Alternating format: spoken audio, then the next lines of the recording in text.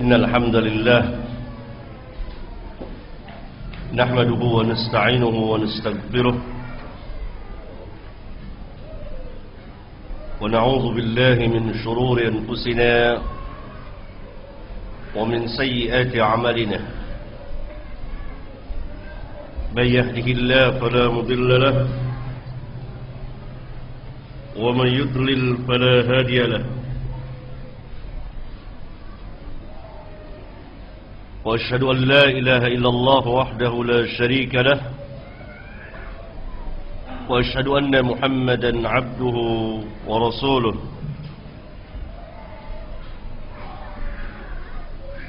يا أيها الذين آمنوا اتقوا الله حق تقاته ولا تموتن إلا وأنتم مسلمون. يا أيها الناس اتقوا ربكم الذي خلقكم من نفس واحدة وخلق منها زوجها وبث منهما رجالا كثيرا ونساء، واتقوا الله الذي تساءلون به والأرحام إن الله كان عليكم رقيبا. يا أيها الذين آمنوا اتقوا الله وقولوا قولا سديدا يصلح لكم أعمالكم ويغفر لكم ذنوبكم، ومن يطع الله ورسوله فقد فاز فوزا عظيما. أما بعد، فإن خير الحديث كتاب الله، وخير الحج حج محمد صلى الله عليه وسلم، وشر الأمور محدثاتها، وكل محدثات بدعة، وكل بدعة ضلالة، وكل ضلالة في النار. Ikhwan dan akhwat yang saya muliakan, kita akan lanjutkan bagian yang kedua dari dirasah ilmiah kita mengenai kehujjahan hadis di dalam Islam.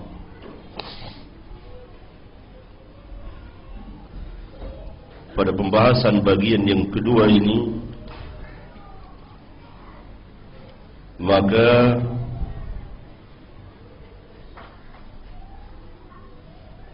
pertama-tama saya akan menjelaskan beberapa qawaid, kaidah-kaidah syara' agama yang berkaitan dengan hadis atau sunnah Rasulullah alaihi salatu wassalam. Kaidah yang pertama, kewajiban setiap muslim mentaati Rasulullah sallallahu alaihi wasallam dan ittiba', mengikuti beliau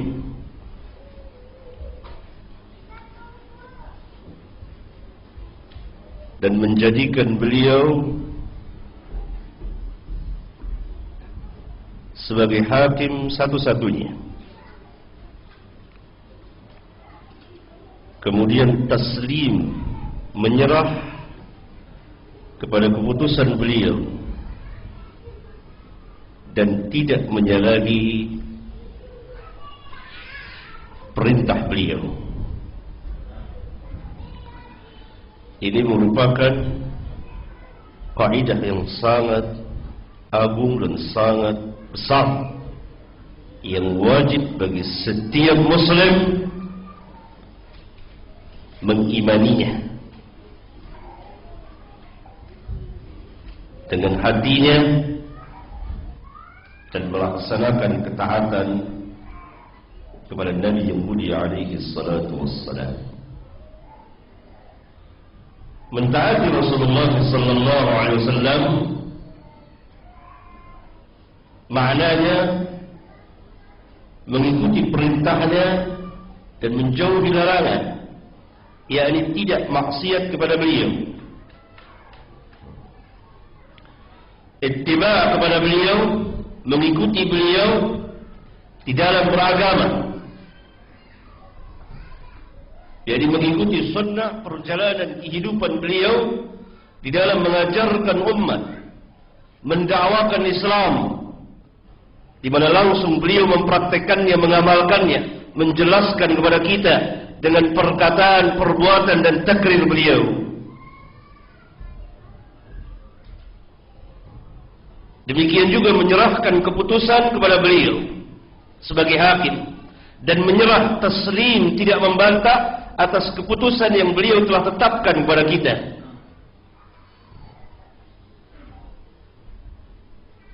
Contoh yang menarik ketika Rasulullah sallallahu alaihi wasallam melihat salah seorang sahabat laki-laki memakai cincin emas. Kemudian beliau mencabut cincin itu dari jari sahabatnya, lalu membuangnya. Dan beliau bersabda, sengaja salah seorang dari kamu meletakkan bara api di tangannya.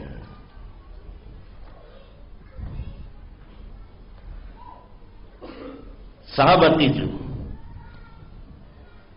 dan seluruh sahabat yang telah mengetahui, baik yang menyaksikan langsung maupun tidak, taslim kepada keputusan Rasulullah sallallahu alaihi wasallam. Menyerah bukan karena terpaksa, tapi karena rela dengan apa yang diputuskan oleh Rasulullah sallallahu alaihi wasallam.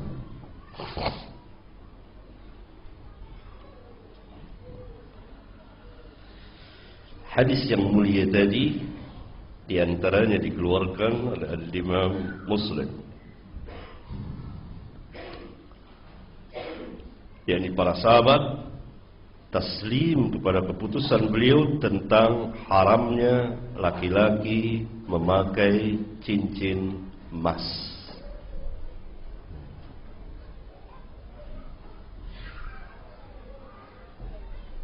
Maka sejak itu tidak ada seorang pun sahabat yang memakai, sahabat laki-laki yang saya maksud, cincin emas.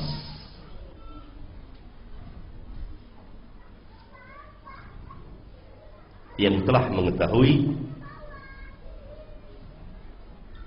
larangan beliau. Dalil tentang kaidah yang pertama ini banyak sekali dalam Al-Quran maupun hadis-hadis yang sahih. Di antaranya firman Allah Jalla wa'ala dalam surat An-Nisa ayat 80, "Man yuti'ir rasul faqad ata'a Allah." Barang siapa yang mentaati Rasul, maka sesungguhnya dia telah mentaati Allah.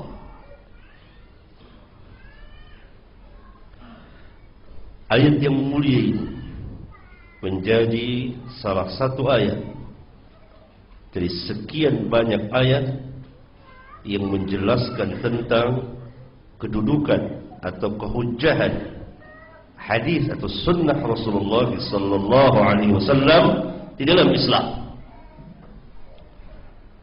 Kalau seseorang memakai Quran tidak memakai hadis, maka berarti dia tidak memakai Quran. Kalau dia berpegang dengan Quran meninggalkan hadis, berarti dia telah meninggalkan Al-Quran. Karena Allah Subhanahu wa taala katakan, tegaskan barang siapa yang mentaati Rasul, maka sesungguhnya dia telah mentaati Allah.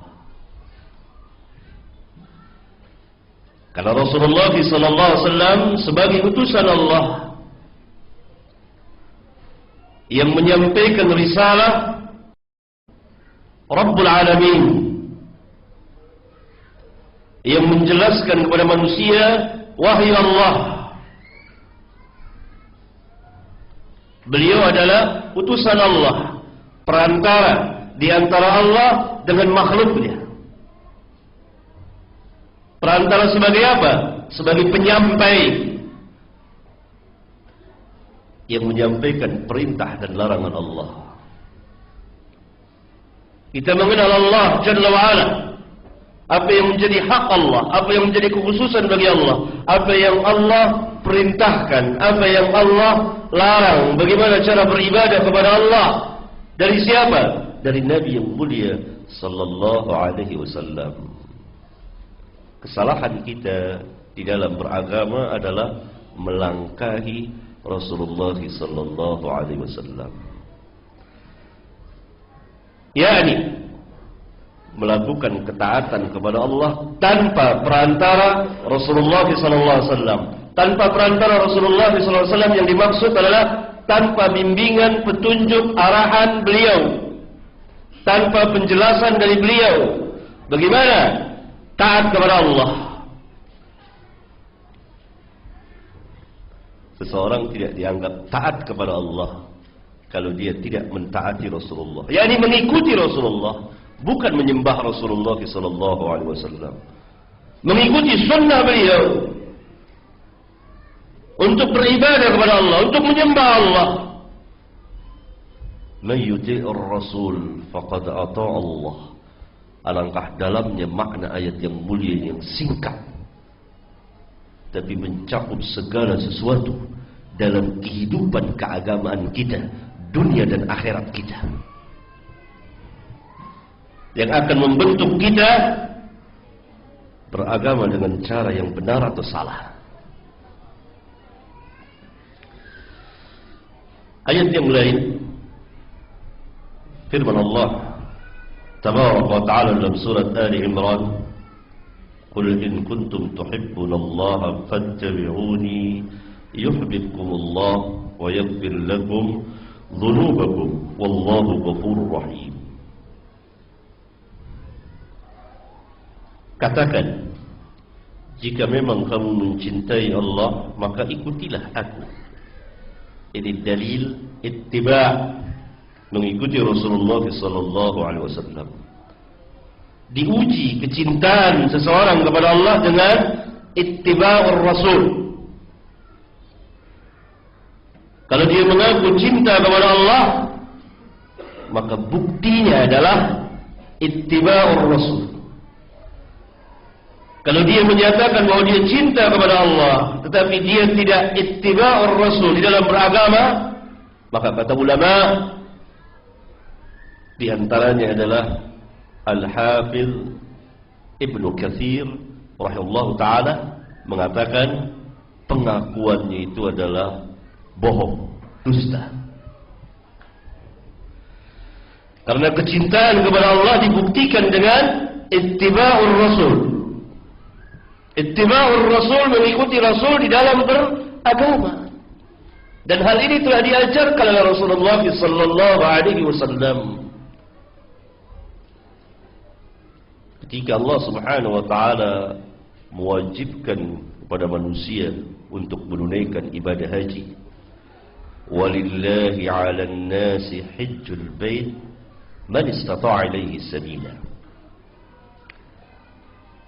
Dan karena Allah segala peribadatan harus dibina, didasari karena Allah, walillah, dan karena Allah, bukan karena manusia, bukan karena sesuatu. Wajib atas manusia menunaikan ibadah haji. Man istata'a ilaihi sabila, barang siapa yang sanggup berjalan ke sana. Maka bersabdalah Nabi kita yang mulia sallallahu alaihi wasallam dalam hadis yang dikeluarkan di antaranya oleh Al-Imam Muslim, khudhu manasikakum. Yani khudhu anni manasikakum. Ambillah dariku cara-cara manasik haji kamu. Ini masuk dalam rangka ittiba'ur rasul di dalam beragama. Bagaimana manasikul hajj? Lihat Rasulullah sallallahu alaihi wasallam. Di antaranya Rasulullah sallallahu alaihi wasallam telah menetapkan miqat makan, miqat tempat untuk memulai ihram. Hurmul manazil, Juhfa, Yalamlam, Zulhulaifah. Siapa saja kaum muslimin yang melalui miqat itu, siapa saja kaum muslimin yang akan menunaikan ibadah haji atau umrah dan dia melalui salah satu dari miqat itu, maka wajib bagi dia untuk ihram. Kalau umrah misalnya, maka dia katakan labbaik Allahumma umratan. Aku sambut panggilanmu ya Allah untuk umrah. Ini ketetapan Rasulullah SAW yang harus kita ittiba'kan, ittiba'ur Rasul. Kalau kita ihram di bandara Jeddah, maka telah menyalahi beliau. Tidak ittiba'ur Rasul di dalam beragama. Dan ini tandanya kita tidak cinta kepada Allah. Karena mengikuti Rasulullah SAW dalam rangka cinta kepada Allah, dalam rangka beribadah kepada Allah, dalam rangka mentaati Allah. Karena itu beliau SAW mengatakan, khudhu manasikakum, ambil dariku cara manasik kamu. Sama seperti salat. Imam Al-Bukhari mencatat sebuah hadis dari jalan Malik bin Huwairits. Allah Subhanahu wa taala mengulang-ulang perintah salat di dalam kitabnya yang mulia. Maka beliau bersabda, "Shallu kama ra'aitumuni usalli." Salatlah kalian seperti kalian melihat saya salat. Ini ittiba'ur Rasul. Karena itu ulama yang terdahulu, jadi ulama salaf, mengatakan ayat yang mulia ini merupakan ujian bagi setiap orang yang mengaku cinta kepada Allah tetapi dia tidak mengikuti Rasulullah SAW. Padahal orang yang ittiba'ur Rasul di dalam beragama, dia akan mendapat memperoleh keutamaan yang sangat besar sekali. Yang pertama, Allah akan mencintai dia, yuhibbukumullah. Yang kedua, Allah akan memberikan ampunan kepadanya atas dosa-dosanya, wa yaghfir lakum dzunubakum wallahu ghafurur rahim. Karena Allah Maha Pengampun lagi Maha Penyayang. Orang yang ittiba'ur Rasul dalam beragama, maka dia akan dicintai oleh Allah. Yuhibbukumullah. Lihat ketinggian, kemuliaan dan keutamaan mengikuti sunnah Rasulullah SAW di dalam beragama. Allah akan mencintainya.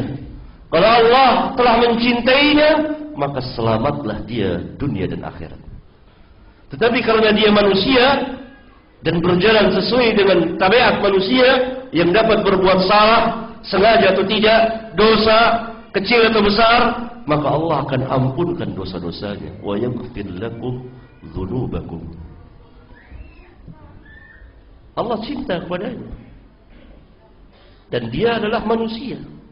Manusia berjalan sesuai dengan tabiatnya, yang tidak pernah lepas dari kesalahan dan dosa, besar atau kecil.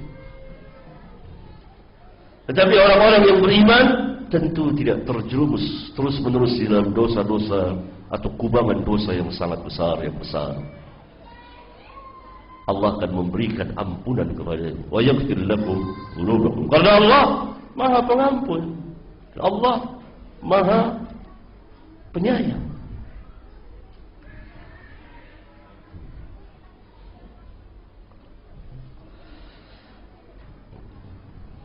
Ayat yang lain lagi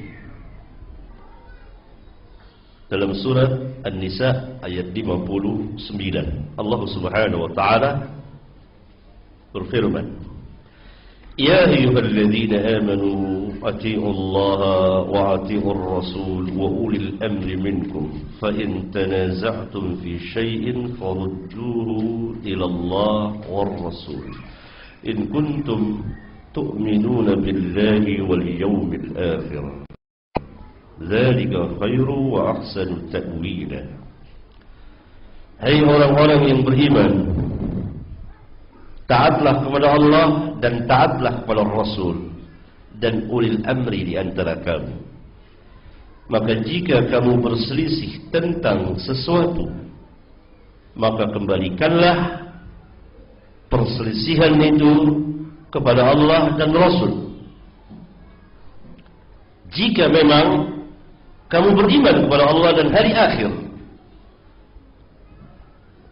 Telah ijma' para ulama mutaqaddimin dan mutaakhirin bahwa yang dimaksud mengembalikan kepada Allah adalah kepada kitabnya yang mulia, Al-Quran. Mengembalikan kepada Rasul adalah kepada sunnah beliau.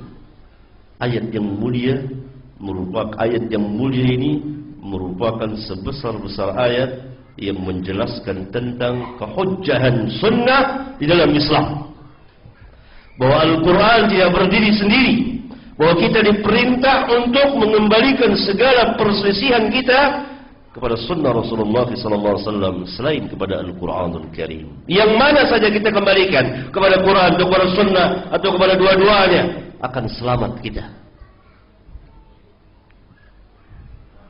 Dan hal ini menjadi bukti bahwa kita benar-benar beriman kepada Allah dan Rasulnya. Kalau kita benar-benar beriman kepada Allah dan Rasulnya, maka kita akan mengembalikan segala permasalahan, perselisihan kita kepada kitab Allah dan sunnah Rasulullah sallallahu alaihi wasallam.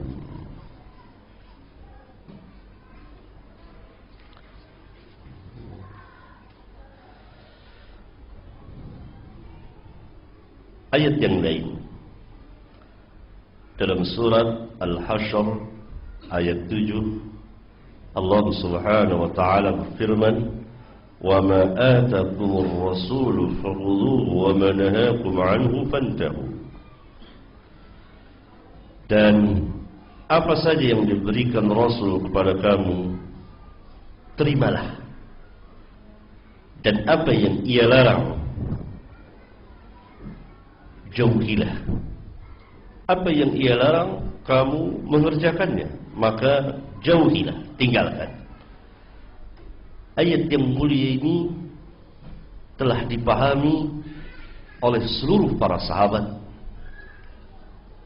tentang maknanya yang sangat dalam, yang menjelaskan kedudukan sunnah Rasulullah sallallahu alaihi wasallam, yang hal itu termaktub, tertulis dalam Al-Quran Al-Karim, sehingga pernah terjadi ketika Abdullah bin Mas'ud radhiyallahu taala anhu menjelaskan tentang haramnya mentato dan minta ditato, mencukur alis, mengkikir gigi untuk kecantikan yang merubah-rubah ciptaan Allah. Itu dilaknat oleh Allah dan Rasulnya. Maka seorang wanita yang mendengar itu, yang sampai berita kepadanya dari perkataan Abdullah bin Mas'ud itu yang menyadarkan kepada Allah, maka dia mendatangi Abdullah bin Mas'ud.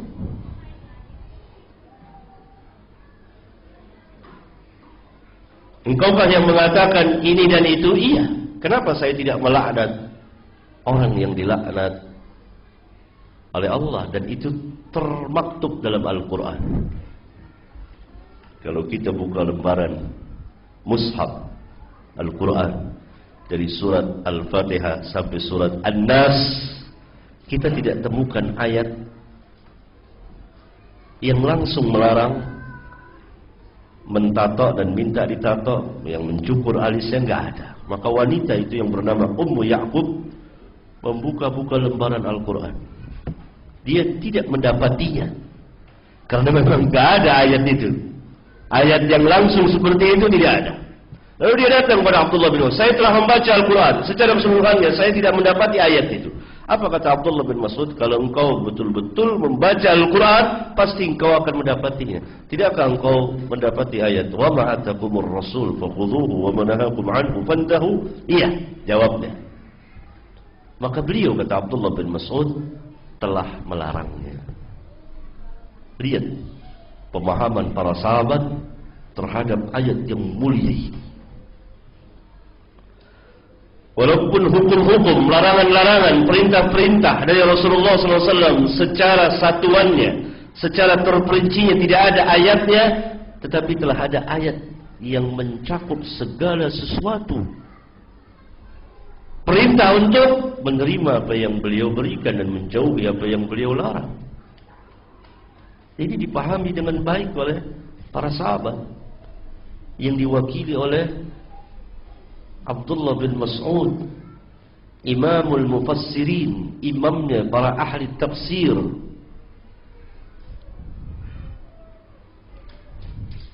Paham. Kalau dicari-cari enggak ada.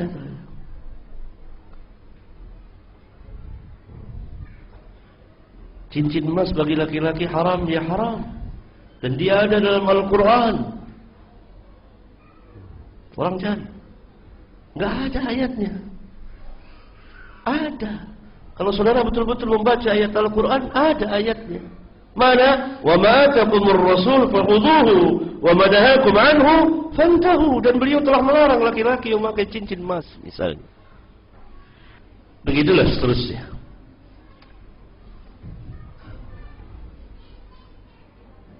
Ayat yang lain dalam surat An-Nisa ayat 65. Fala wa rabbik hatta yuhakkimuka fima shajara bainahum thumma la yajidu fi anfusihim harajan mimma qadayta wa yusallimu taslima. Maka demi Rabbmu, mereka tidak beriman, jadi tidak sempurna keimanan mereka sehingga mereka menjadikanmu sebagai hakim tentang apa yang mereka perselisihkan di antara mereka. Kemudian mereka tidak dapati pada diri mereka keberatan, yani mereka tidak merasa keberatan, tidak ada perasaan berat di dalam hati mereka terhadap keputusan Rasulullah sallallahu alaihi wasallam. Mimma qadaita, dari apa yang engkau telah putuskan, wa yusallimu taslima, dan mereka taslim setaslim-taslimnya, yakni sebenar-benarnya. Allah perintahkan kita untuk menjadikan beliau sebagai hakim yang akan mengadili perselisihan di antara kita. Ketika beliau tidak ada di hadapan kita, maka yang ada di hadapan kita adalah sunnah beliau. Yang kedua, kita tidak boleh merasa berat, harus berlapang dada dari apa yang diputuskan oleh Rasulullah sallallahu alaihi wasallam. Yang ketiga, taslim dengan sebenar-benarnya.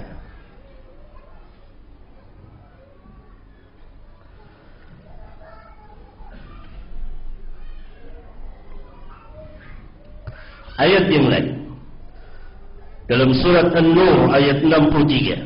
Allah Subhanahu wa taala berfirman memperingati kita, mengingatkan manusia, falyahdharil ladzina yukhalifuna an amrihi an tusibahum fitnatun aw yusibahum adzabun alim. Maka hendaklah orang-orang yang menyalahi perintah Rasul.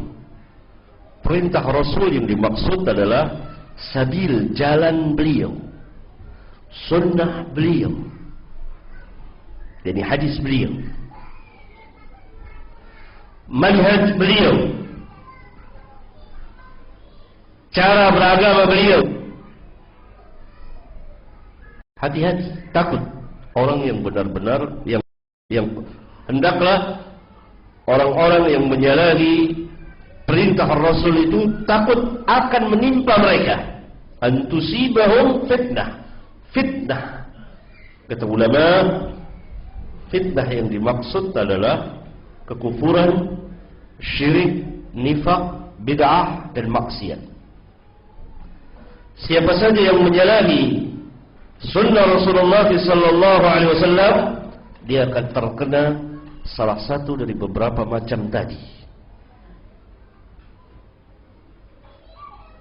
Kekufuran, seperti orang-orang di luar Islam yang tidak beriman kepada Rasulullah sallallahu alaihi wasallam, maka mereka terjerumus di dalam kekufuran dan kesyirikan. Karena yang mereka sembah bukan Allah, mereka tidak beribadah kepada Allah.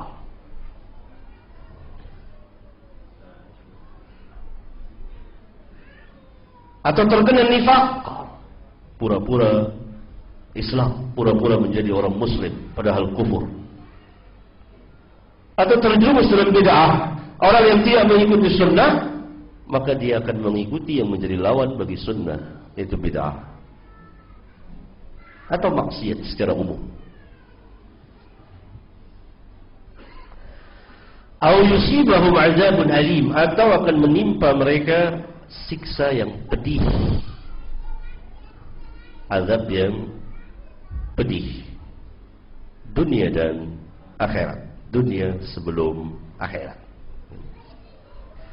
Ayat yang mulia ini menjadi sebesar-besar ayat yang menjelaskan tentang kehujjahan sunnah atau hadis Rasulullah sallallahu alaihi wasallam.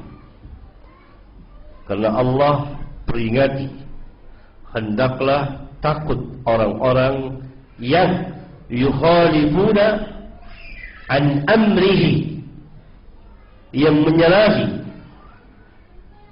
an amrihi, amr, perintah Rasulullah sallallahu alaihi wasallam. Kemudian dijelaskan oleh para ulama, silahkan merujuk melihat kepada tafsir Ibnu Katsir rahimahullah taala. Karena tafsir ini pada hari ini sangat mudah untuk dibaca, ditemukan. Kalau saya tunjukkan kepada tafsir-tafsir yang lain yang belum atau sulit, seperti tafsir Ibnu Jarir At-Tabari, lebih luas lagi, atau tafsir Al-Imam Al-Qurtubi dan lain-lain. Tapi saya tunjukkan yang mudah, yang kitabnya telah diterjemahkan. Tentu kita memilih terjemahan yang paling baik. Ya. Nah, ayat-ayat tadi dan ada sejumlah ayat yang lain lagi bersama hadis-hadis Rasulullah sallallahu alaihi wasallam menjadi dalil bagi kaidah yang pertama, yang termasuk ke dalam kaidah-kaidah agama.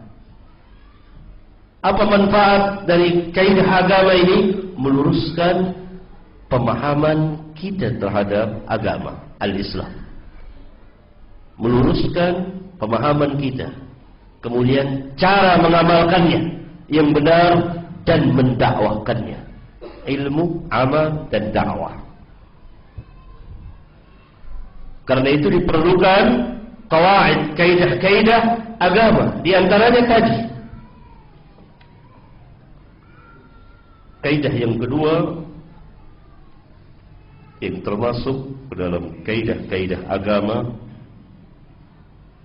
yang berbicara tentang sunnah atau hadis Rasulullah SAW ialah bahwa sunnah merupakan wahyu dari Allah.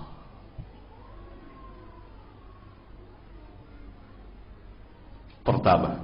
Yang kedua, karena sunnah itu merupakan wahyu dari Allah, maka dia terjaga dan terpelihara sebagaimana terjaganya dan terpeliharanya Al-Quran.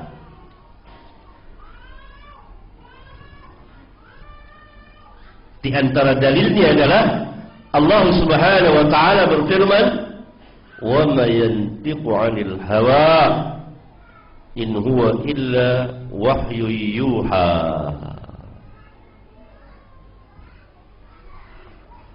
Dan dia, yakni Rasulullah sallallahu alaihi wasallam, tidak berbicara dengan atau atas dasar hawanya, hawa nafsunya, melainkan wahyu yang diwahyukan kepadanya. Ayat yang mulia ini menjelaskan kepada kita bahwa sunnah atau hadis merupakan wahyu dari Allah. Berdasarkan ayat yang mulia dan ayat-ayat yang lain,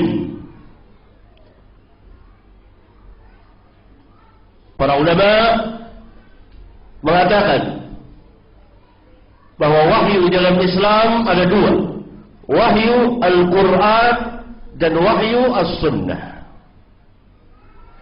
Apa perbedaannya dan persamaannya? Persamaannya, kedua-duanya wahyu, kedua-duanya menjadi dasar hukum Islam. Dari mana saja kaum muslimin memulainya, mengambilnya, tidak jadi masalah. Apabila dia ingin melihat hukum-hukum Islam, dia mulai dari Quran dulu atau dia mulai dari hadis dulu.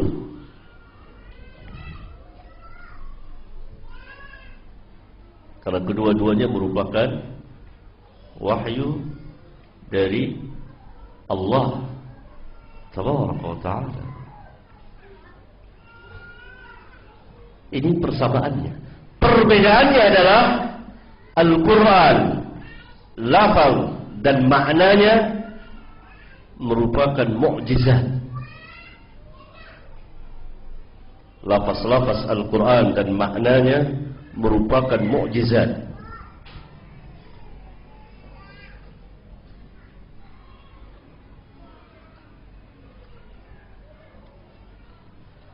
Dan membacanya diberi pahala per hurufnya.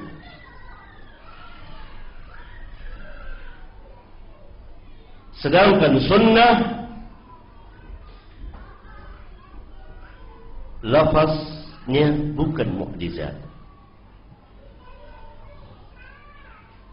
Dia dari Rasulullah sallallahu alaihi wasallam yang mendapat wahyu dari Rabbul Alamin.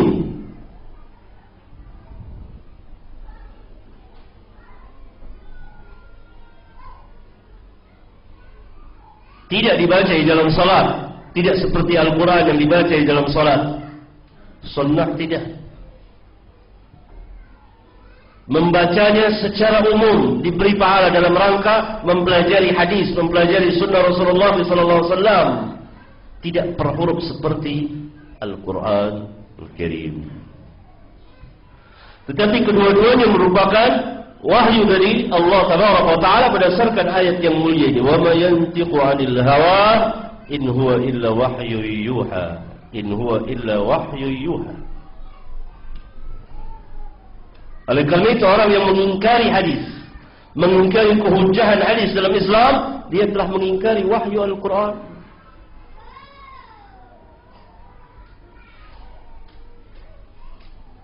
Karena Al-Quran berfirman mengatakan seperti ini. Allah berfirman dalam kitabnya seperti ini, "Wa ma yantiqu 'anil hawa in huwa illa wahyu yuha." Orang yang mengingkari kehujaan hadis, tidak perlu pakai hadis, pakai Al-Quran saja, maka dia mengingkari ayat Al-Quran. Karena itu sepakat para ulama, orang yang mengingkari kehujahan hadis di dalam Islam, dia hanya berpegang dengan Al-Quran saja, kufur. Dia telah keluar dari Islam karena dia telah mengingkari Al-Quranul Karim. Apabila dia telah mengetahui, telah ditegakkan hujjah atasnya, telah diberi pemahaman kepadanya bahwa keyakinannya, perkataannya itu batil dan ajarannya adalah kufur, maka hendaklah dia bertobat. Dia tetap, maka dia telah keluar dari Islam. Adapun golongan-golongan lain yang mengingkari hadis tidak secara keseluruhan, tetapi mempunyai alasan, walaupun alasannya itu lebih lemah dari rumah laba-laba, dan di kepalanya ada syubhat, maka dia tidak dikafirkan oleh ulama, tetapi dia berada di dalam kesesatan yang nyata dan sangat dalam sekali, seperti Khawarij.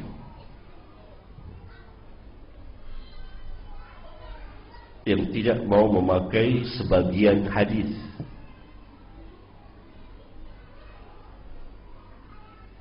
Contohnya seperti hadis-hadis yang menjelaskan tentang laki-laki atau wanita yang berzina, yang telah nikah, dia berzina, baik statusnya masih menjadi suami atau istri, atau telah menjadi duda atau janda, dia berzina, maka hukumannya dalam Islam rejam. Diingkari oleh Khawarij. Dia katakan karena Quran tidak menyatakan rejam, Quran hanya menyatakan didera 100 kali. Ini sesat dan menyesatkan. Kaum Mu'tazilah dan yang sepaham dengan Mu'tazilah yang dahulu dan yang sekarang mengingkari sebagian hadis. Contohnya seperti hadis-hadis yang berbicara tentang azab dan nikmat kubur. Mu'tazilah mengatakan di dalam Al-Quran tidak ada perhisapan nanti pada hari kiamat. Orang ini tidak mengerti bahwa di kubur bukan perhisapan. Perhisapan nanti pada yaumul qiyamah. Diberi catatan amal kebaikan dan keburukan, adanya mizan, timbangan dan seterusnya. Di kubur ada adab kubur, bagi kubur ada nikmat kubur. Dan Nabi yang mulia SAW menjelaskan dalam rangka menafsirkan Al-Quran, bahkan di Quran dijelaskan. Dan turun beberapa ayat, sebagian ayat mengenai azab kubur. Mu'tazilah mengingkarinya. Maka mereka berada dalam kesesatan yang nyata sekali.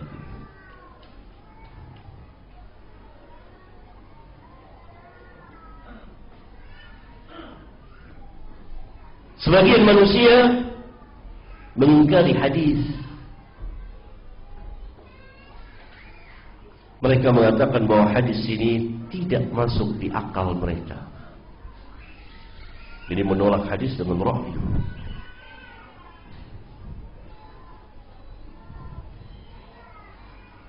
Dan lain-lain. Padahal para ulama telah membuat kaidah bahwa hadis apabila telah sah dan siapa yang menyatakan sah? Para ulama yang memang ahlinya dalam hadis, yang menjadi kekhususan umat ini. Wajib diimani dan diterima. Wajib diimani. Kita paham atau tidak paham, dapat dicerna oleh akal atau tidak.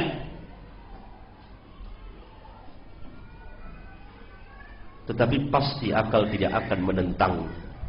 Hanya orang-orang yang mengertilah, hanya orang-orang yang tidak mengertilah yang mengatakan bahwa hadis ini bertentangan dengan akal. Kalau dikatakan akal siapakah? Akal saudara atau akal saya? Akal saudara menolak, akal saya menerima. Bagaimana memutuskan yang benar? Akal orang mukminkah atau akal orang kafir?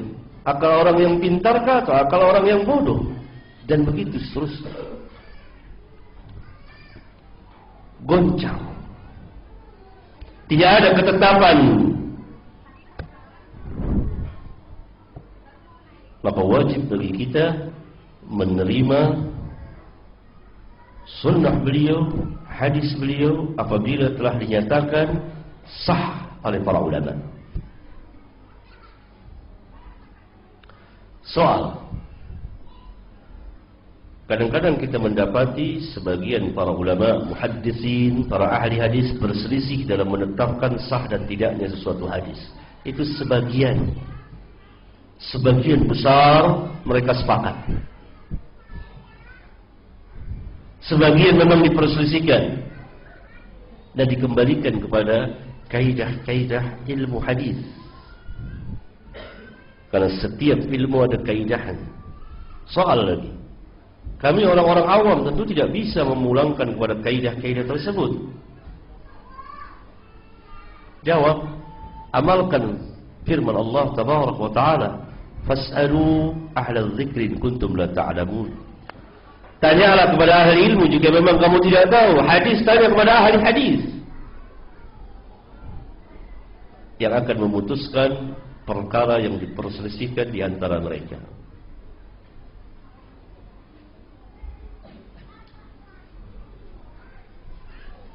Ya, dan begitu seterusnya. Rasulullah sallallahu alaihi wasallam pernah bersabda, "Ala inni utitul kitaba wa mithluhu ma'ahu." Ketahuilah, jadi ketahui olehmu, sesungguhnya telah diberikan kepadaku utitul kitab, telah diberikan kepadaku Alkitab. Apa itu Al-Quran? Wa mithluhu ma'ahu, dan yang seperti Al-Quran dan turunnya bersama Al-Quran. Wa mithluhu ma'ahu. Apa kalau bukan hadis Rasulullah sallallahu alaihi wasallam? Dengan demikian hadis termasuk wahyu. Kalau dia wahyu, maka dia terpelihara, terjaga. Sebagaimana terjaganya dan terpeliharanya Al-Quran. Allah Subhanahu wa taala berfirman dalam surat Al-Hijr ayat 9, "Inna nahnu nazzalna dzikra wa inna lahu lahafizun." Sesungguhnya kami yang menurunkan Al-Quran dan kami juga yang memeliharanya. Al-Quran tidak mungkin dapat kita pahami dengan benar dan kita amalkan dan kita dakwakan tanpa hadis dari Rasulullah sallallahu alaihi wasallam. Karena orang yang paling alim, paling tahu tentang Al-Quran adalah Rasulullah sallallahu alaihi wasallam. Oleh karena itu Allah Subhanahu wa taala telah memerintahkan kepada beliau untuk menjelaskan Al-Quran. Bukan sekedar hanya membacakan, tapi menjelaskan apa maksudnya. Wa anzalna ilaika dzikra litubayyana lin-nasi ma nuzila ilaihim wa la'allahum yatafakkarun.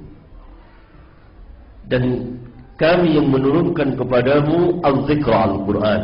Lihat, litubayyana lin-nas, supaya engkau jelaskan kepada manusia ma nuzila ilaihim. Ma nuzila ilaihim, apa yang Rabbmu turunkan kepada mereka, kepada manusia.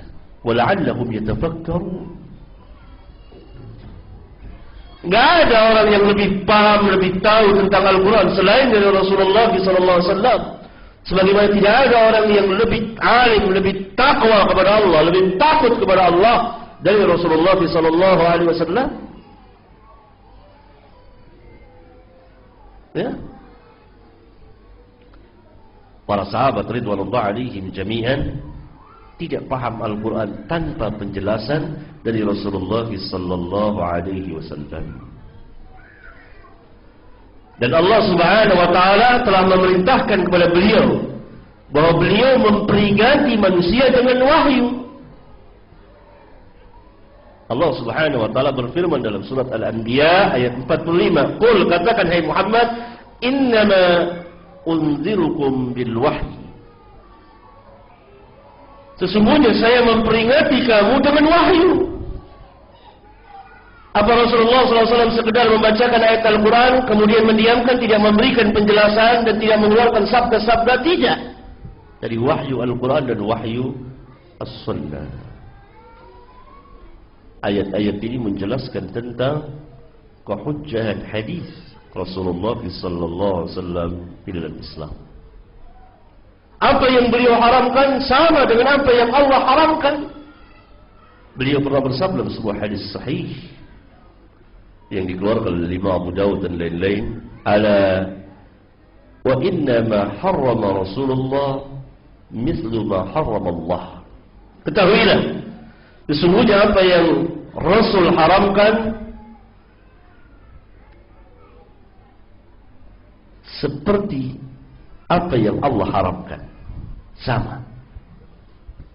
Walaupun pengharamannya itu secara terperinci tidak ada dalam Al-Quran. Karena sunnah sebagai penjelas, sebagai Al-Quran, penafsir Al-Quran tentu lebih luas. Rasulullah SAW telah menjelaskan kepada manusia.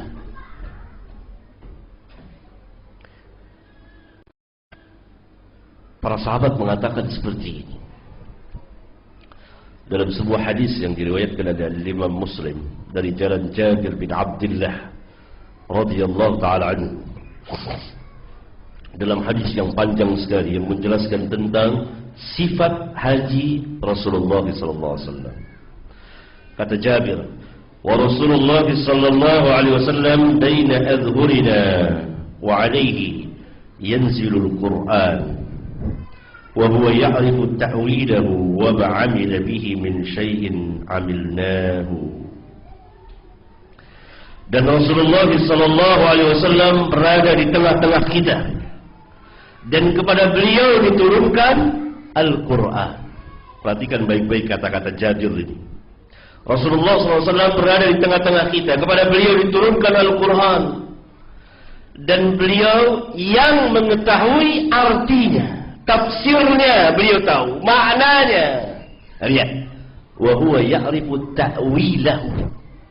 Ta'wil di sini maknanya tafsir. Beliau yang tahu tafsirnya, sahabat tidak tahu. Wa ma 'amila bihi min syai'in, dan apa saja yang beliau amalkan, amilnahu, kami akan mengamalkannya, yakni mengikuti beliau. Lihat manhaj cara beragamanya para sahabat tidak keluar dari sunnah Rasulullah SAW. Tidak mau lebih tahu dari Rasulullah SAW, padahal beliau orang Arab, mengerti arti Al-Quran, tidak perlu diterjemahkan lagi, kecuali beberapa lafaz yang mereka tidak paham, maka mendapat penjelasan dari Rasulullah SAW. Karena penjelasan Rasulullah SAW terhadap Al-Quran pertama, jadi meliputi pertama lafaz per lafaz dijelaskan. Tidak paham sahabat, dijelaskan oleh Rasulullah ayat per ayat. Yang ketiga, ini yang terbanyak secara keseluruhan. Allah memerintahkan salat, maka beliau ikut memerintahkan salat. Allah menjelaskan tentang keutamaan salat, maka beliau ikut menjelaskan tentang keutamaan salat. Kemudian beliau luaskan sesuai dengan perintah Allah, terangkan bagaimana cara salat, dan begitu seterusnya. Allah memerintahkan beribadah kepadanya, beliau menjelaskannya bagaimana cara beribadah kepada Allah. Allah melarang syirik, beliau menjelaskan apa yang dimaksud syirik sampai yang sekecil-kecilnya. Karena itu Jabir yang mewakili sekalian para sahabat mengatakan, yang meriwayatkan hadis ini, wa alaihi yanzilul Quran, kepada beliau diturunkan Al-Quran, wa huwa ya'rifu ta'wilahu, dan beliau yang mengetahui ta'wilnya, tafsirnya, wa ma 'amila bihi min syai'in, apa saja yang beliau amalkan, maka kami akan mengamalkannya. Lihat baik-baik, perhatikan baik-baik manhaj cara beragama para sahabat. Mereka sangat berhajat kepada penjelasan Rasulullah SAW terhadap Al-Quran. Hanya Rasul yang paling alim, paling tahu tentang Al-Quran. Dan beliau telah mengajarkan kepada para sahabat ridwanullah alaihim jami'an. Oleh karena itu setelah Rasulullah SAW, maka para sahabat beliau orang-orang yang paling alim tentang Al-Quranul Karim. Dalam hadis banyak sekali contohnya. Kaidah yang ketiga,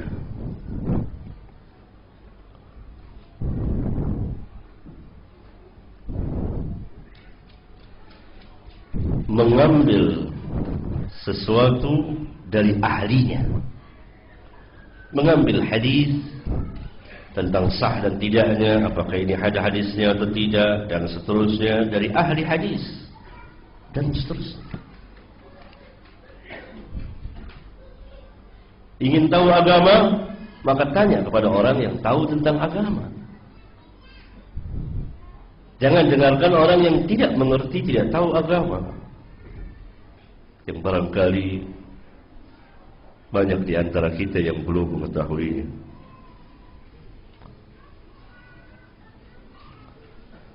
Allah Subhanahu wa taala berfirman, "Fas'alu ahlal dzikri in kuntum la ta'lamun." Kemarin telah saya jelaskan apa yang dimaksud oleh ayat yang mulia ini.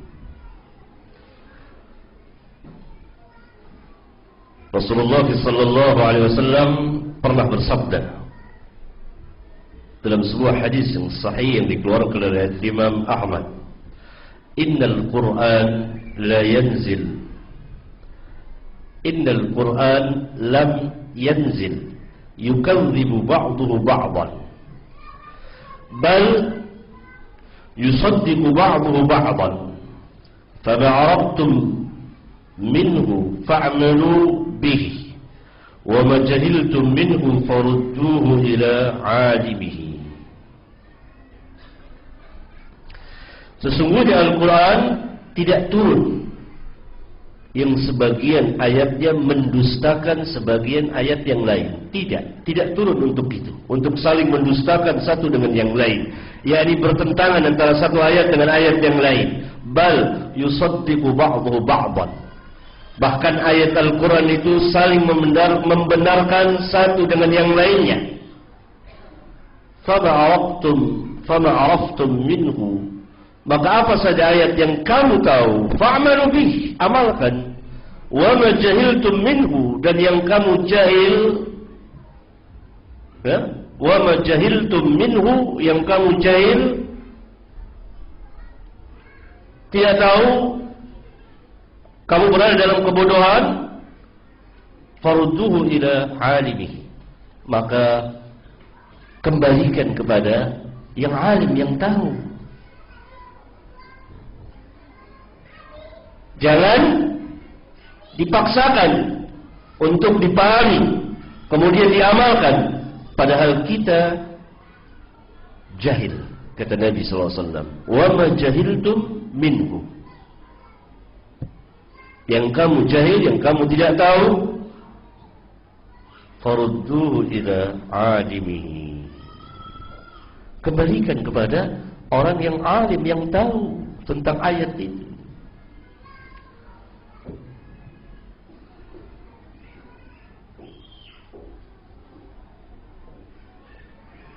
Dan ayat-ayat Al-Quran yang memerintahkan untuk memulangkan kepada ahlinya, demikian juga hadis Rasulullah SAW yang tadi kita baca, diikuti oleh para sahabat, kemudian tabi'in dan seterusnya. Mereka berbicara ketika mereka tahu, mereka diam ketika mereka tidak tahu. Mereka memulangkan kepada ahlinya, mereka menegur orang-orang yang tidak mengerti, tidak tahu. Contoh, Al-Imam Al-Baihaqi di kitab Sunannya meriwayatkan sebuah athar dari jalan atau riwayat Abu Abdurrahman As-Sulami. Abu Abdurrahman As-Sulami berkata, "Anna Aliyan ata ala qadin. Sesungguhnya Ali bin Abi Thalib radhiyallahu taala anhu pernah mendatangi seorang qadi, hakim yang memutuskan perkara. Faqala lahu, maka Ali bertanya kepada qadi itu, pada hakim itu, hal ta'lamun nasikha minal mansukh? Apakah engkau telah mengetahui an-nasikh wal mansukh? Ilmu tentang nasikh wal mansukh dari ayat dan hadis maksudnya? Qadi itu menjawab, la, belum, saya tidak tahu, tidak memiliki ilmu itu. Maka Ali menjawab, maka Ali berkata kepada qadi itu, halakta wa ahlakta, engkau binasa dan akan membinasakan orang lain dengan sebab keputusanmu, fatwamu itu. Lihat, para sahabat berpegang teguh dengan ilmu.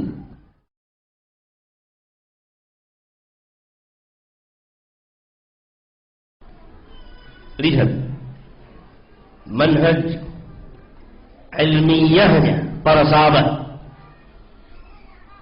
Tidak berbicara tentang agama, melainkan dia memiliki ilmu.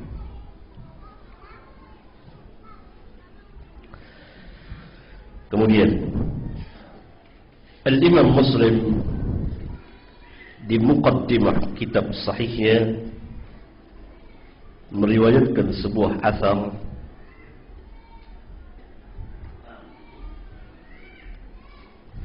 dari tabi'in. Abu Zinad berkata, adraktu bil Madinah mi'atan kulluhum ma'munun ma yukhadhu anhumul hadith yuqalu laysa min ahlihi. Saya jumpai di Madinah 100 orang, semuanya mereka adalah orang-orang yang amanah, orang-orang yang saleh, ma'munun, tetapi tidak diambil satupun hadis dari mereka. Kenapa? Dikatakan bahwa mereka bukan ahli hadis. 100 orang di Madinah dari para tabi'in, orang yang hidup di kurun yang terbaik, yang belajar kepada para sahabat. Mereka orang-orang yang ma'munun, yang amanah. 100 orang. Kata Abu Zinad, tidak ada seorang pun di antara mereka yang diambil hadisnya. Barang satu hadis saja tidak. Kenapa? Yuqalu laisa min ahli. Mereka bukan ahlinya. Yani tidak ahli dalam hadis, jangan diambil. Walaupun mereka orang saleh, orang ma'mun, orang yang amanah, tidak ahli, jangan diambil. Lihat disiplin ilmu di dalam Islam. Dan Islam yang pertama kali yang menetapkan demikian, yang kemudian diikuti oleh manusia.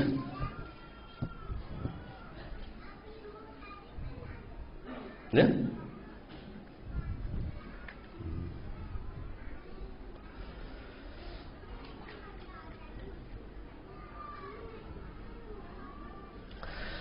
Al-Imam Malik pernah mengatakan, sebagaimana dibawakan oleh Al-Imam As-Suyuti di kitabnya Rijalul Muwatta, rawi-rawi hadis di kitab Al-Muwatta oleh Imam Malik, disusun oleh Al-Imam As-Suyuti.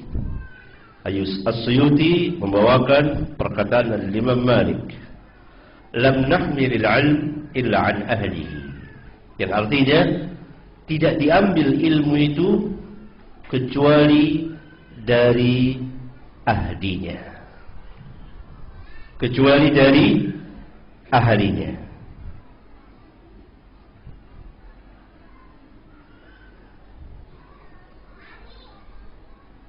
Adapun dari orang-orang yang tidak ahli, maka tidak boleh diambil.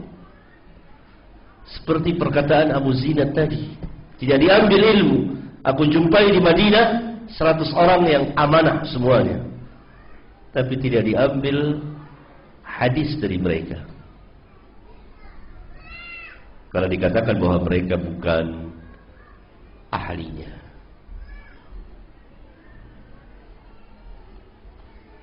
Barangkali inilah yang bisa kita bahas. Sebetulnya pembicaraan mengenai ini masih panjang sekali, tetapi karena kita dibatasi oleh waktu dan saudara-saudara perlu bertanya mana yang mungkin ditanyakan, khususnya mengenai masalah atau bab yang sedang kita bahas. Silakan.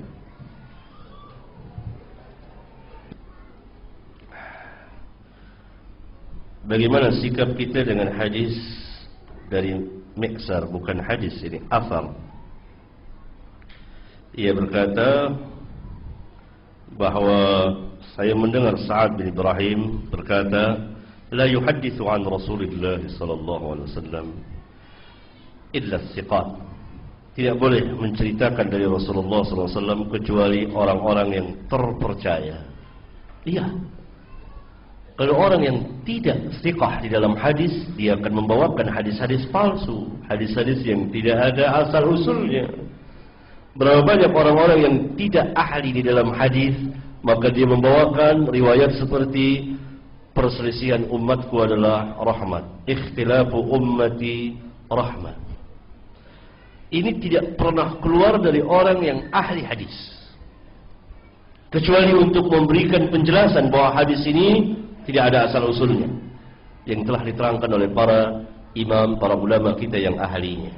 Tapi keluar dari orang-orang yang tidak ahlinya. Karena itu Sa'ad bin Ibrahim mengatakan tidak boleh menceritakan dari Rasulullah SAW kecuali orang yang thiqat, terpercaya dalam hadis. Nah, kalau kaidah ini dipegang betul-betul oleh kaum muslimin, maka mereka akan hati-hati, tidak sembarangan seperti sekarang. Hubbul watan minal iman, cinta tanah air itu sebagian dari iman. Ini hadis tidak ada asal usulnya. Peringatilah maulidku, karena barang siapa memperingati hari kelahiranku akan dapat syafaatku atau ganjaran sekian. Ini hadis tidak ada asal usulnya, ini hadis-hadis palsu, dusta atas nama Rasulullah SAW, dan terancam pembuatnya dan orang yang membawakannya, bukan untuk menjelaskan kepalsuannya dengan sabda Nabi, man kadzaba alayya muta'ammidan falyatabawwa maq'adahu minan nar. Barang siapa yang sengaja berdusta atas namaku, maka silahkan dia mengambil tempat tinggalnya di neraka. Ini hadis mutawatir, diriwayatkan oleh Bukhari, Muslim dan lain-lain. Atau hadis yang lain lagi yang dikeluarkan oleh Imam Muslim, man haddatsa anni bi haditsin yura annahu kadhibun fa huwa ahadul kadhibain. Barang siapa yang menceritakan dariku satu hadis palsu yang telah diketahui kepalsuannya, telah diketahui oleh siapa? Oleh ahlinya, dan dia sembarangan membawakannya, tidak bertanya lagi kepada ahlinya, maka dia termasuk salah satu dari dua pembohong. Pertama yang membuat hadis palsu tersebut, kedua dia yang membawakannya. Lihat, kalau bukan orang yang terpercaya di dalam hadis, membawakan hadis akan hancur. Imma dia membawakan riwayat-riwayat yang tidak ada asal usulnya, yang palsu, yang sangat lemah, yang munkar, yang batil. Utlubul ilma walau bisin, tuntutlah ilmu meskipun sampai ke negeri Cina. Sepakat para imam ahli hadis, hadis ini sangat lemah dari jurusan sanadnya, dan maudhu, palsu dari jurusan matannya. Atau dia membawakan hadis-hadis sahih tapi salah. Imma salah paham, salah membawakan, dan seterusnya. Adapun orang-orang yang ahlinya tidak berarti tidak salah, tapi lebih banyak benarnya, kesalahannya mungkin bisa dihitung dengan jari. Karena manusia memang tempat berbuat salah dan dosa. Nah, sekarang kan serampangan orang bawakan hadis, serampangan. Hadis apa saja dibawakan.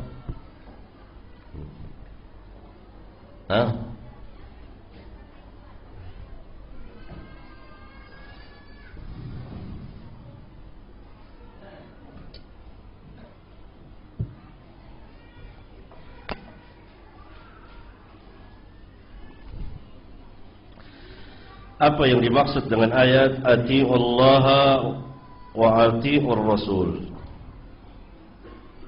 Atiu ini dengan huruf ta, bukan huruf ta, ya. Oleh karena itu kalau mau nulis ayat Al-Quran, lihat aja langsung ayatnya, jangan langsung tulis, nanti salah. Wa ulil amri minkum, dan ulil amri di antara kamu. Apakah boleh kita mengikuti pemimpin yang tidak memakai hukum Islam? Islam telah mengajarkan ketaatan kepada pemimpin mutlak, dalam arti baik pemimpin itu pemimpin yang saleh maupun pemimpin yang fajir, durhaka. Ini merupakan akidah Ahlus Sunnah wal Jamaah. Saudara penanya dan saudara-saudara sekalian di studio ini maupun yang sedang mendengar, silahkan mentelaah, meneliti kitab-kitab, seluruh kitab para ulama Ahlus Sunnah. Pasti ada bab itu, kewajiban taat kepada pemimpin selama tidak diperintah maksiat. Apabila diperintah maksiat, tidak boleh mendengar, tidak boleh mentaatinya. Idza umira bi maksiatin, kata Nabi sallallahu alaihi wasallam, fala sam'a wala ta'ah. Tetapi tidak keluar dari kepemimpinannya. Tidak mengangkat senjata kepada mereka, kepada pemimpin, atau dengan bahasa yang lain, tidak memberontak, tidak menjatuhkannya.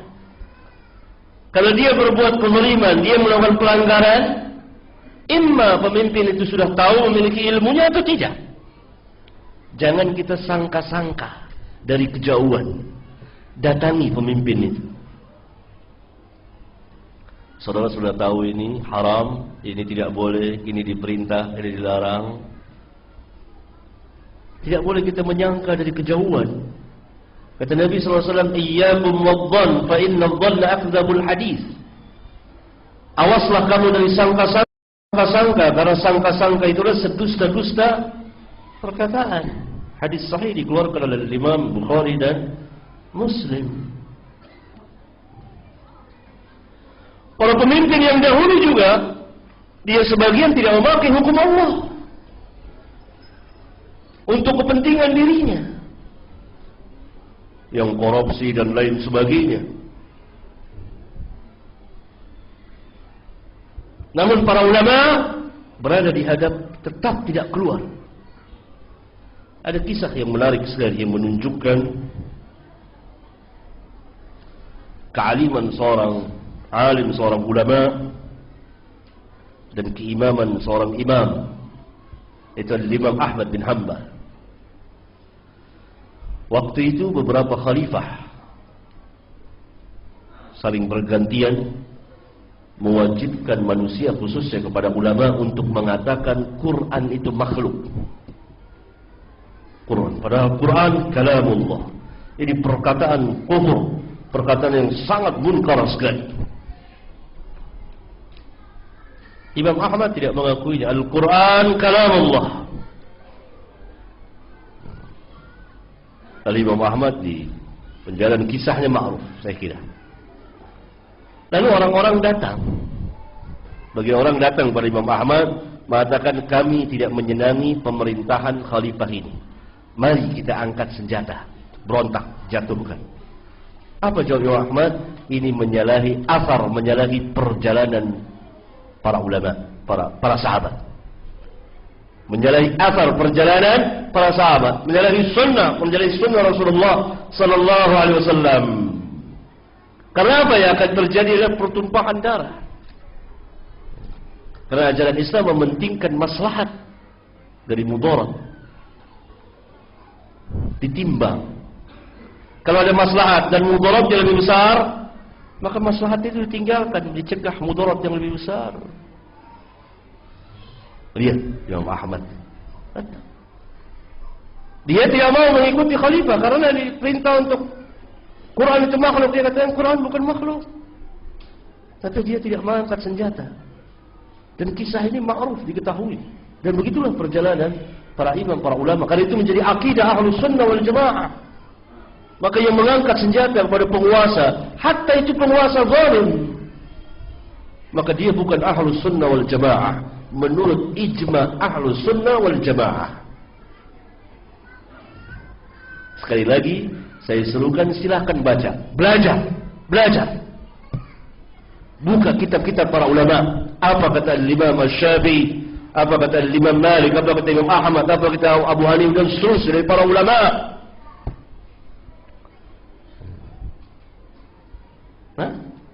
Tetap wajib taat. Perintah maksiatnya jangan diikuti, jangan ditaati. Nah tadi, kalau penguasa tidak melaksanakan hukum Allah, imma dia sudah tahu atau belum tahu. Jangan kita sangka-sangka dari kejauhan. Kalau kita mau dan kita punya ilmu, dan kita orang yang biasa berbicara, yang sanggup berbicara dengannya, kepadanya, maka datang secara sirriyah, tidak diketahui orang, dinasihati dengan cara yang baik. Begitu. Bukan mencaci maki dari kejauhan, tidak. Didakwakan. Orang belum tahu, diberikan ilmu dengan akhlak yang karimah. Allah kan mengulang-ulang, ajak manusia ke jalan Allah. Ud'u ila sabili rabbika bil hikmah. Ajaklah ke jalan Rabbmu dengan hikmah umum. Ya penguasanya, ya rakyatnya, ajak. Diajak oleh orang-orang yang berilmu dengan hikmah. Wal mau'izatil hasanah, dengan pelajaran, dia berikan pelajaran di rasa yang baik. Wajadilhum billati hiya ahsan. Berdebat billati hiya ahsan, dengan cara yang paling baik. Kalau penguasa itu nggak paham, dia orang intelek, dia mengandalkan ra'yu, diajak berhujjah, diajak dialog. Tapi tidak di depan umum. Kalau dia mau terima, alhamdulillah. Tidak terima, nggak apa-apa. Karena kewajiban, kata Allah, kewajiban Rasulullah menyampaikan. Demikian juga kewajiban orang-orang alim menyampaikan yang hak. Sekarang ini banyak salah paham terhadap ini, dan banyak yang telah keluar dari kaidah-kaidah yang dibuat oleh ahlus sunnah wal jamaah.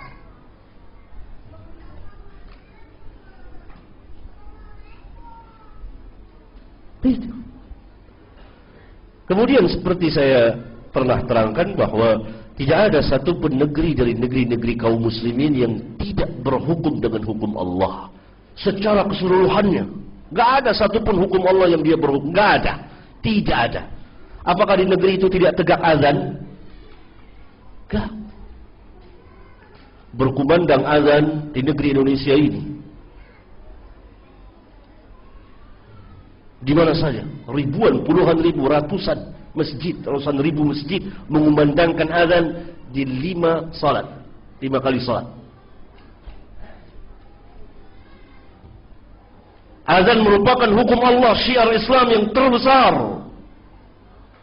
Karena dia mengumandangkan, menyatakan tauhidullah, pengesaan terhadap Allah, dan Muhammad adalah Rasulullah.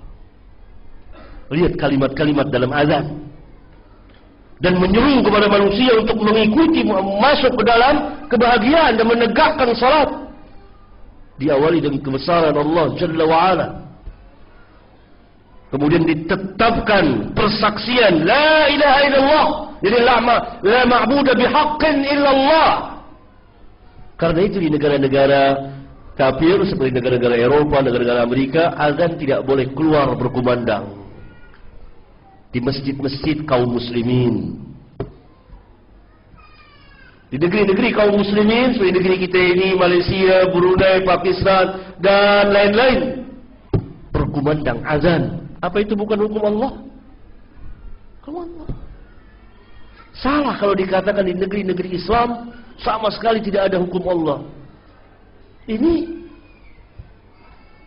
keliru, tidak paham tentang Islam. Karena itu tidak boleh berbicara tentang Islam kecuali orang-orang yang mengerti.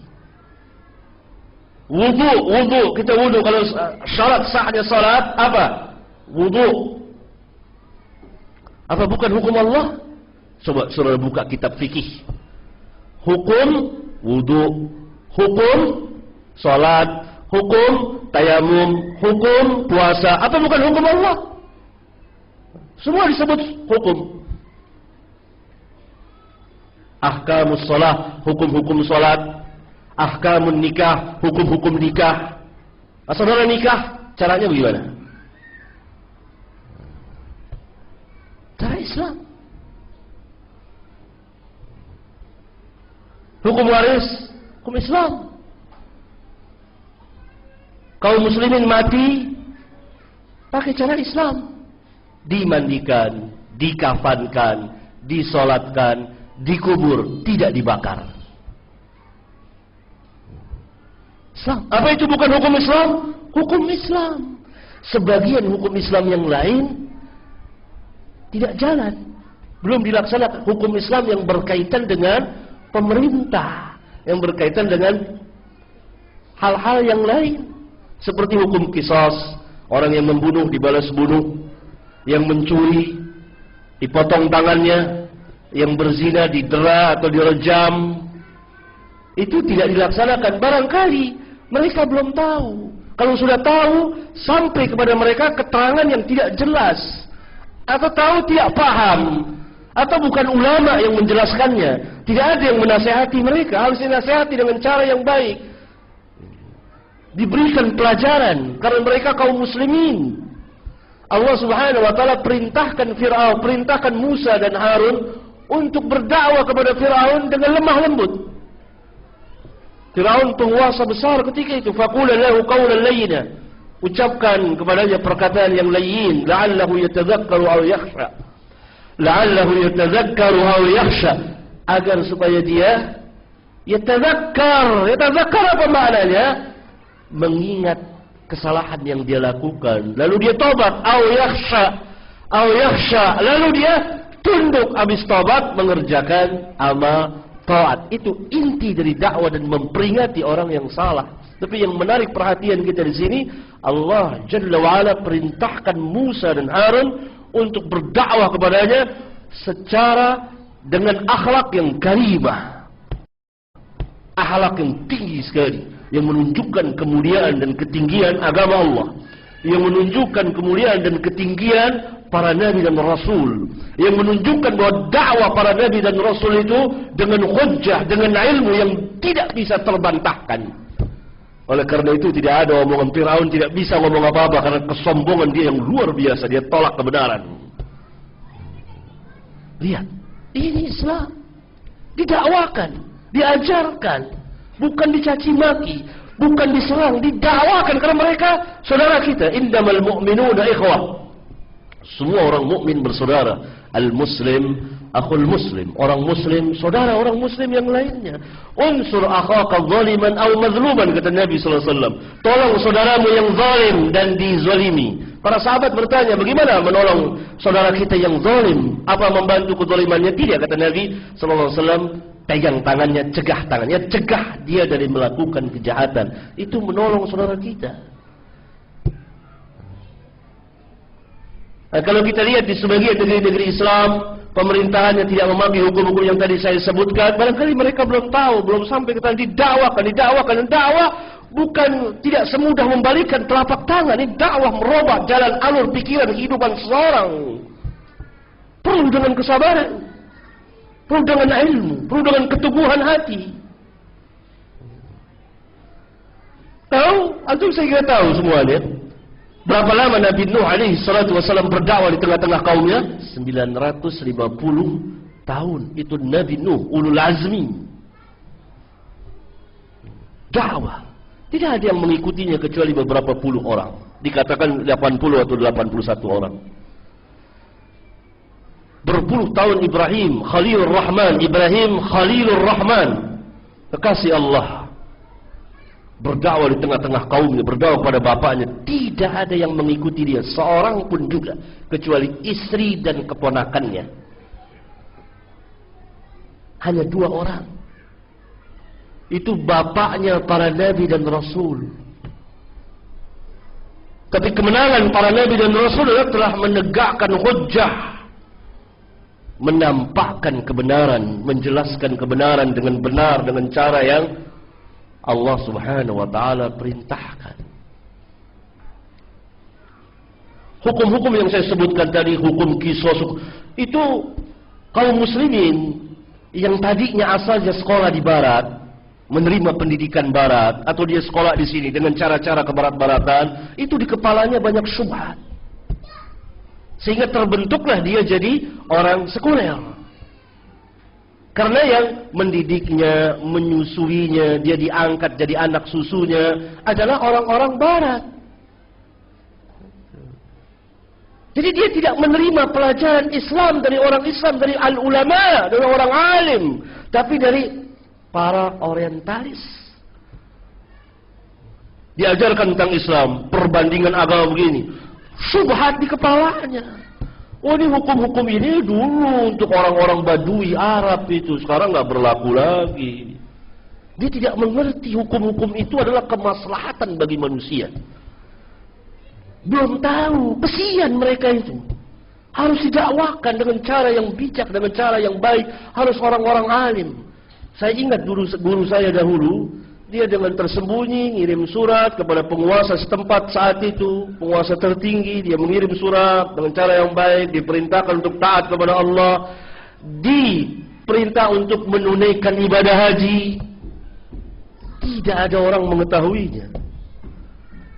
Kecuali belakangan saya mengetahuinya, diberitahukan. Gak ada. Tidak diekspos sama wartawan, tidak orasi, tidak teriak, tidak membuka aib penguasa. Walaupun penguasa itu mungkin dikatakan sebagai orang yang zalim, didakwakan. Kembali ke jalan Allah, taatlah engkau kepada Allah dan Rasulnya, engkau seorang muslim. Kurang lebih seperti itu. Engkau telah mampu, tetapi kenapa tidak menunaikan ibadah haji? Tunaikanlah ibadah haji. Haji itu merupakan kewajiban. Terus lembar surat dengan tulisan tangan. Kirim. Melalui menteri fulan. Oke, baca. Penguasa melihat ini nasihat, ad-dinun nasihat, agama itu nasihat, agar masuk ke hati. Kalau dia condong kepada kebenaran, Allah berikan hidayah kepadanya, dan dia berubah setahap demi setahap. Nah, sistem hukum Islam yang demikian, ini Islam mengatur hidup dan kehidupan manusia, lengkap ajaran Islam. Banyak kaum muslim yang nggak tahu. Saya kira orang-orang yang nentang penguasa pun banyak nggak tahu tentang hukum Islam. Harus kita semua harus kembali, harus belajar hukum Islam ini luas. Samudra yang luas dan dalam sekali. Ini agama Allah. Dan kepada Allah turunkan kepada Rasulullah SAW syariat yang lengkap, yang kamil. Nah, wajar kalau para penguasa ini karena dia merasa dia dididik dari awal dengan pendidikan barat dan didoktrin bahwa hukum Islam itu enggak sesuai lagi, tidak relevan lagi, dan seterusnya. Dia menerima itu, dicekoki itu, dia hidup dalam lingkungan itu. Nah, harus perang ilmiah, ditegakkan hujjah, dengan hujjah lagi. Orang itu memberikan perkataan, memasukkan pemikiran, masukkan lagi. Diajak diskusi, diajak berdebat, beliau billati hiya ahsan, dengan cara yang lebih baik. Sebagaimana Ibrahim berdebat dengan Namrud, Musa berdebat dengan Firaun, dan seterusnya. Nggak tahu berapa banyak dari para petinggi kita yang setelah mendengar dakwah, bacakan ayat-ayat hadis-hadis Rasulullah, disingkap hikmah di balik itu semua, tercengang. Seolah-olah dia baru masuk Islam ketika itu, pada hari itu. Sekian puluh tahun saya tidak tahu ini. Gelap, gulita. Kenapa? Pemikiran dari barat. Orang-orang Yahudi itu memasukkan kepada kaum muslimin.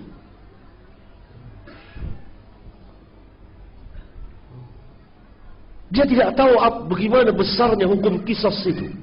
Apa kata Allah? Walakum fil qisasi hayatu ya ulil albab. Bagi kamu, hai orang-orang yang beriman, dalam menegakkan hukum qisas itu ada kehidupan. Bagi siapa? Ulul albab. Ulul albab apa? Ashabul uqul, orang-orang yang memiliki akal, yang mempergunakan akalnya. Hukum kisos adalah bunuh balas bunuh, tapi Allah katakan dalam menegakkan hukum kisos ada kehidupan. Lihat, yakni terpeliharanya darah manusia. Seorang membunuh dibalas bunuh, maka sejuta calon pembunuh mikir untuk menumpahkan darah manusia. Maka terpeliharalah, terjaga darah manusia. Sistem manapun tidak bisa mencegah pembunuhan. Amerika negara canggih, negara superpower. Sekian menit sekali ada pembunuhan di seluruh daerah Amerika. Tidak bisa mencegahnya, hanya Islam. Dengan sebuah ayat itu.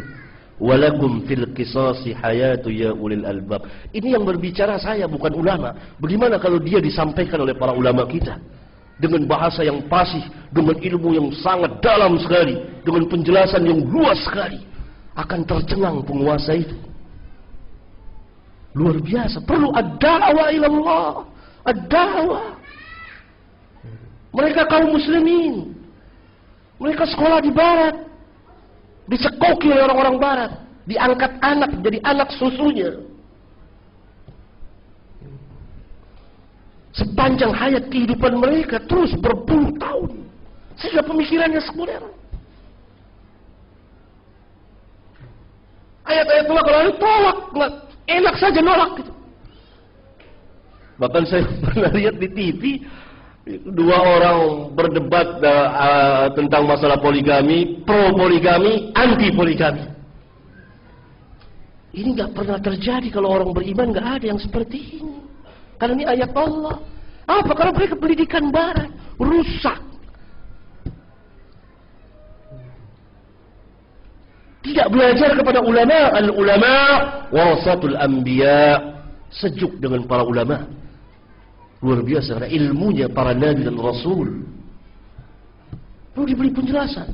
Sekarang orang menerima penjelasan. Dijelaskan oleh para ulama, dijelaskan oleh orang-orang alim, bahkan oleh para pelajar, para petinggi itu. Dia tercengang-cengang, nggak tahu.